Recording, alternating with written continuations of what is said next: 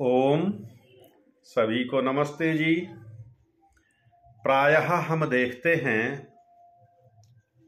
कि मनुष्य सुंदर दिखने के लिए बाहरी शरीर की सज्जा करता है, सुंदर वस्त्र धारण करता है, आभूषण धारण करता है।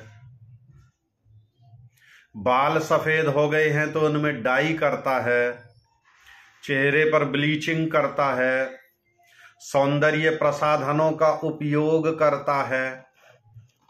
करें,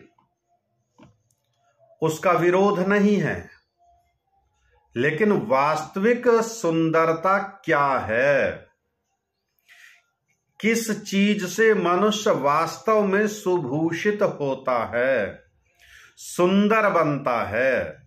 कौन से गुण उसकी सुंदरता का वर्धन करते हैं? इसका यहां पर एक बड़े सुंदर श्लोक के माध्यम से वर्णन किया गया है। आइए अवलोकन करते हैं श्लोक का।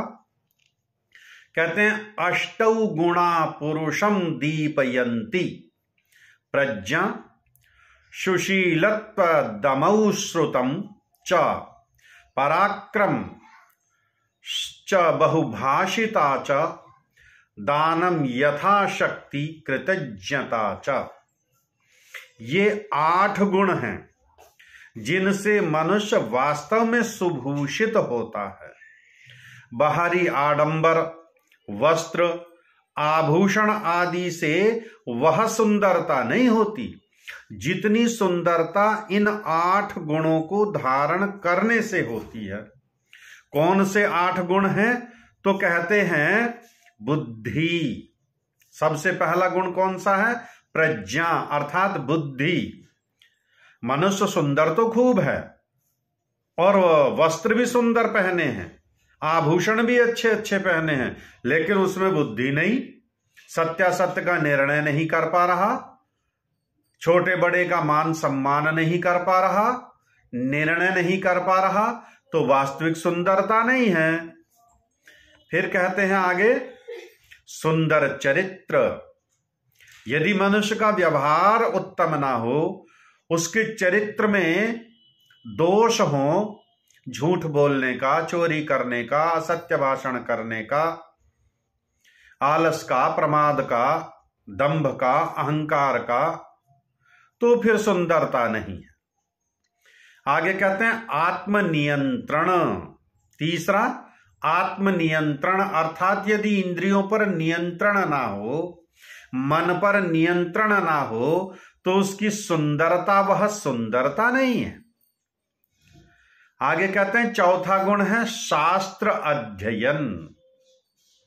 मनुष्य है तो बहुत सुंदर, रूप तो बहुत सुंदर है, लेकिन कभी शास्त्र उठा करके ही नहीं देखा, शास्त्र पढ़ा नहीं, शास्त्र का स्वाध्याय नहीं, तो फिर सुंदरता नहीं है। पांचवा कहते हैं साहस। यदि उसके अंदर साहस नहीं है, निर्भीकता नहीं है, परिश्रम करने का साहस नहीं है, सत्य बोलने का साहस नहीं है, धर्म पर दृढ़ रहने का साहस नहीं है, फिर काहे की सुंदरता? आगे कहते हैं मित भाषिता। छठा नंबर, मित भाषिता। सुंदर तो है लेकिन बोलता बहुत है, वाचाल है, दूसरे का नंबर ही नहीं आने देता, विषय कुछ चल रहा है वो अपनी बात उठा करके बैठ जाएगा, तो ऐसी सुंदरता सुंदरता नहीं है। सातवां गुण है यथाशक्ति दान करना। यदि वह दान नहीं देता, सुंदर तो है, धन भी उसके पास पर्याप्त है, लेकिन किसी को दान नहीं देता, और दान नहीं देता है तो फिर उसकी वह सुंदरता नहीं है। यथाशक्ति दान भी अवश्य देना चाहिए। जितना सामर्थ्य है तो वहां पर दान देना ही चाहिए। किसको देना है, कब देना है, कितना देना है, इन बातों पर भी उसे निर्णय करना चाहिए, और इनका निर्णय प्रथम गुण से करेगा जब बुद्धि होगी। और यदि बुद्धि है उसकी, और बुद्धि वो ज्ञान से पवित्र है, चूंकि वो शास्त्र का अध्ययन भी करता है, शास्त्र का अध्ययन करता है, तो उसे पता है कितना दान देना है, कब देना है, किसको देना है, क्यों देना है, किस प्रयोजन की सिद्धि हेतु दान देना है। और यदि वह दान नहीं देता, धन होने पर भी दान नहीं देता, ज्ञान होने पर भी दान नहीं देता, तो शरीर उसका कितना भी सुंदर हो, कितना भी वह आभूषणों से सुभूषित हो, फिर भी उसकी सुंदरता सुंदरता नहीं।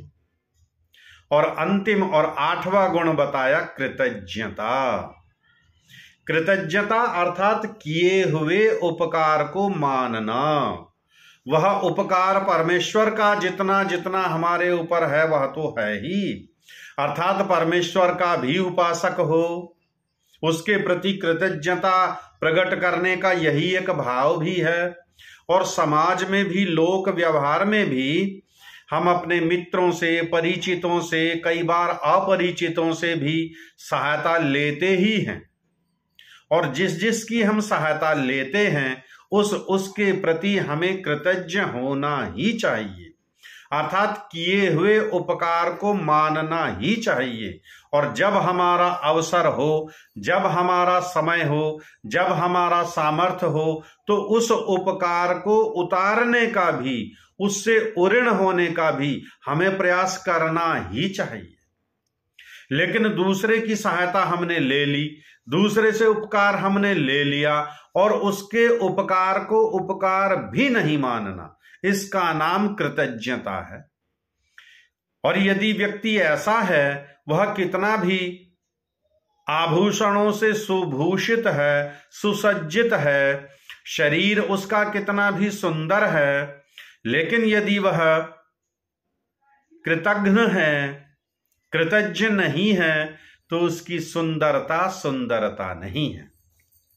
इसलिए इन 8 गुणों का होना ही वास्तविक मनुष्य की सुंदरता है। यही वास्तविक सुंदरता है, ये गुण ही उसे सुंदर बनाते हैं। धन्यवाद।